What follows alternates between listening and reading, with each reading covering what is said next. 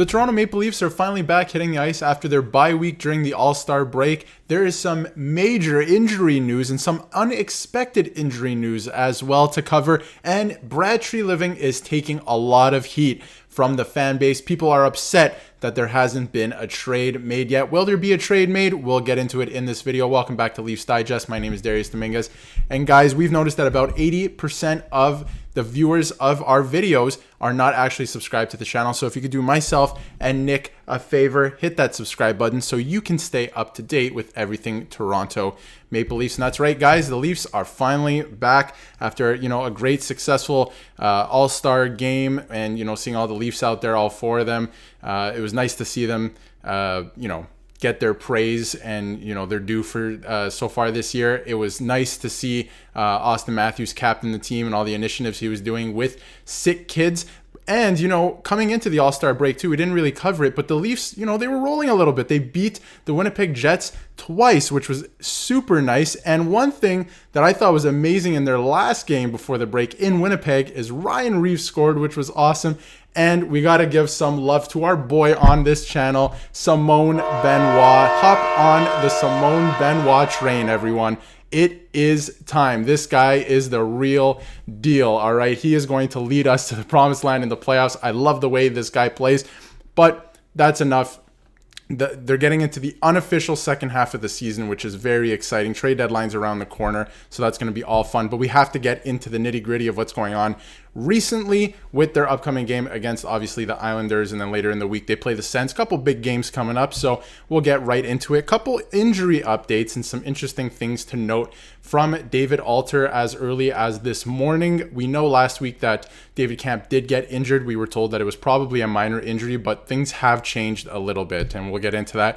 There's something that they found on the MRI yesterday that they did not like, and with David Kampf out with an undisclosed injuries, the Leafs look for another top penalty killer for at least the remainder of the week. And I think this is an interesting story because the Leafs penalty kill has not been good, and David Kampf has been a pretty decent penalty killer for them the last couple of years. And obviously he won't be there right out of the break. And, the injury just has not progressed like they thought it was going to. It looked like probably a minor thing, and it doesn't seem to be that way. So it looks like they'll be without him for the remainder of the week, at least, as further tests on his undisclosed injury revealed that he will have to miss some time.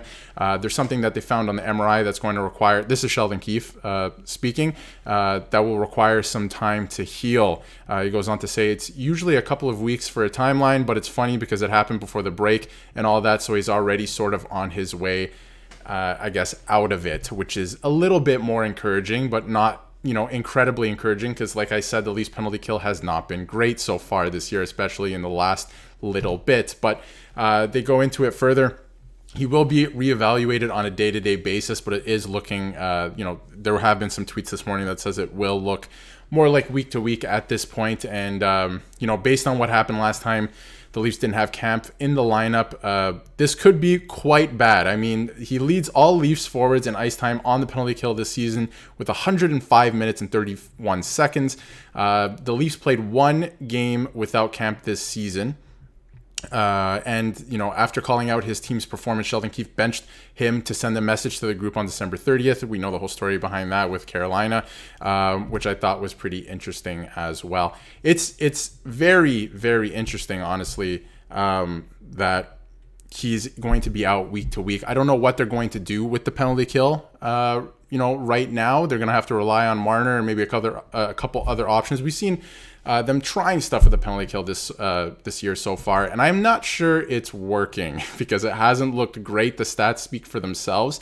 I know they were trying like Nylander on there sometimes, Matthews as well, which has been interesting, but at some point I think if it doesn't work, why do we continue to try these things? I think maybe we should get away from that. And say what you want about Kampf and the fact that, he's a fourth line center and his contract isn't the greatest, and we went through it in the summer, right? He is an effective penalty killer and he is good at what he does. I just think maybe his dollar amount is a little too high for what he does too, right?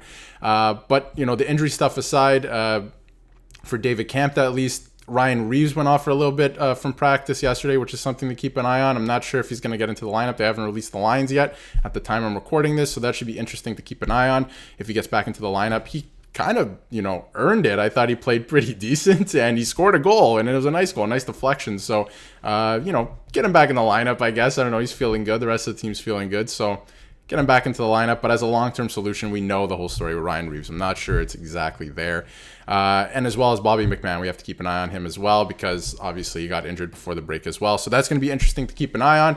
But to move forward, Brad Treliving is taking some heat from the fan base. All right. It has been pretty interesting to see over the last couple of weeks, all the rumors coming out. They ask for Chris Tanev that we've gone through on this channel. Very, very interesting to keep tabs on, because the Leafs are going to absolutely have to pay a higher price for somebody like that than other teams, right? And people are fed up, to be honest. I think the team isn't exactly they're not exactly where everyone thought they would be and playing like everyone thought they would be. So people are a little bit fed up. They want somebody to come in and kind of spice it up. It's been a lot of the status quo from the Leafs so far this year. And I mean, people are upset. Brad Treliving here in this tweet, sleeping. And of course, the tweet underneath, working to see if Chris Tanev is involved in this deal, which was the deal last year, the Lindholm deal. And, there were some rumblings of Chris Tanev going to Vancouver as well. And obviously, Brad Treliving sleeping while this is happening. That's pretty funny. And then same thing with the Lindholm trade. Meanwhile, Brad Treliving sleeping. These are all funny. I don't think Brad Treliving's doing necessarily a bad job. I think some of his signings didn't exactly go the way he wanted to. But he's being very, very patient so far. And I think he's just trying to see how this unfolds, because I don't know if he has full confidence in the team. But to continue, Leafs Nation begging for Brad Treliving to actually make a move. People are preying on it now. And to go further, I mean, Flame fans are chiming in too, right? Like, Brad Treliving must never be forgiven for the fumbling the last few years of his tenure. So you got Flame fans chiming in. You even got Elmo chiming in here. Elmo checking in here.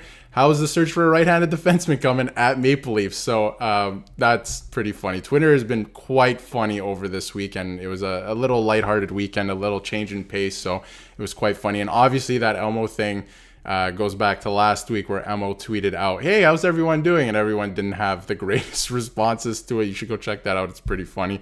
But things in Leafs land, they're a little slow right now. Some injury stuff. But let me know what you think about the Leafs coming back. Are you feeling good? I'm feeling good. I think that they felt good going into the break. They got a little bit of a rest. The All-Stars got to do their thing at the All-Star game, have some fun. So I think coming back, they'll be in a good mindset. It should be exciting. But let me know.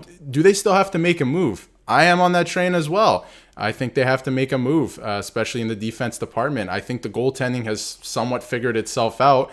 And we will get into Joseph Woll in a later video this week, which is another interesting situation on the injury front.